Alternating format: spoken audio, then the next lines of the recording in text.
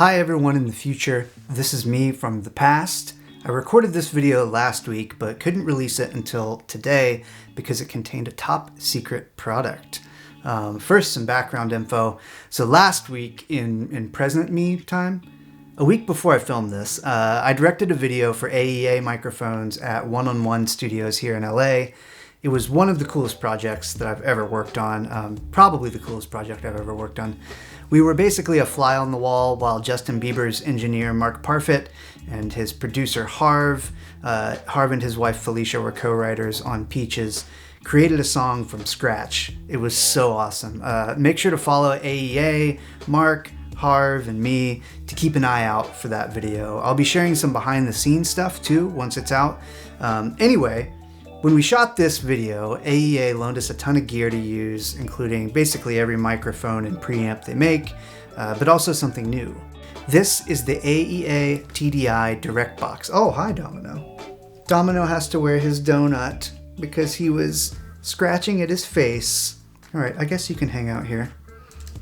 This is the AEA TDI Direct Box, a phantom-powered DI box built according to AEA's design philosophy. So in short, that means it's handmade here in Pasadena, California, and it's got some really nice guts inside of it. I know it's a DI box, so you know, how exciting could it be?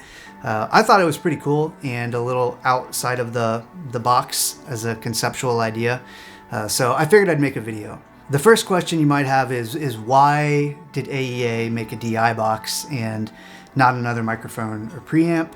Obviously, I don't have the exact answer to that, but put simply, I think AEA wanted a product that was sub $500. This guy's only $299 map. They make really nice things, so they're on the pricier side. So having something that they can sell to more people is a win for getting the name out there and introducing people to the kind of quality they produce. And a little background on the company, if you don't keep up with industry news, AEA founder Wes Dooley, who's a legend in the audio industry, retired last year, or I think it might have been the end of 2022, and sold the company to Julie Tan, who has a background in pro audio marketing and AR from her time at TC Electronic and Behringer. And she's on the board at NAMM too, I believe, so she's really been around the industry for a while and knows it well. Anyway, she bought the company. She's been breathing a second wind into it, I think, and trying to kind of take it to the next level. And I think this is one of the ways that they're doing that. I don't know of any other high-end DI box out there. You can correct me if I'm wrong. It's just a category that hasn't really had many changes in previous years. So I thought it was really cool that they wanted to make something that was for people who really care about well-made products and getting the best possible audio quality. So what makes it high-end is probably the next question. Well, here's some of the nerdy details. It has an ultra-low noise JFET into a step-down transformer, basically just to take the high impedance signal from your guitar, keyboard, whatever, down to a clean and balanced signal. Now the transformer they chose for this box is ultra clean. It's not like the Soyuz microphones or like the Alltech outboard gear where you have these big fat transformers that are adding some colorful distortion. It's ultra clean. It's a really high-end transformer that I would imagine it probably costs them as much to buy just the transformer for this thing as it would cost you to buy an entire mass-produced radial DI box. Now I should pause here to say there's nothing wrong with the radial DI box. Some rich people drive minivans because they work just fine.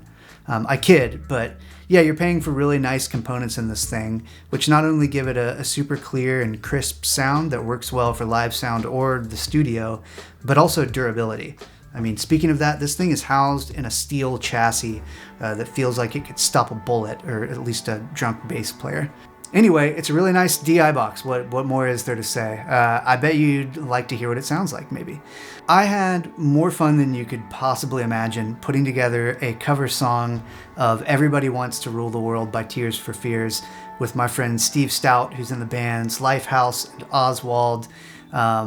We used the AEA DI on bass guitar, synthesizers, and the main electric guitar riff. And then we used AEA mics and some other stuff on all the other sources. I'll play some soloed samples from those, and then I'll link you to the full cover video. Please give it a watch. We just had so much fun. So here's the DI on bass.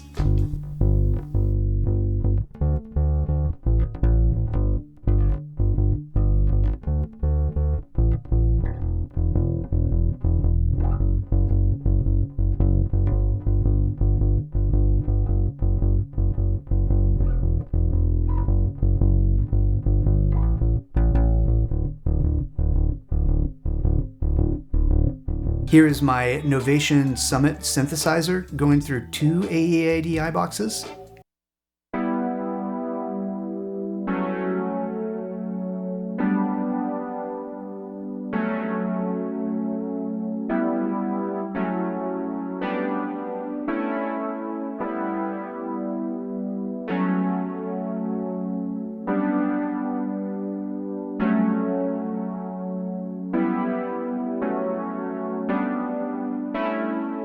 Here is my Stratocaster into Neural DSP's new Morgan Amp Suite, which I love.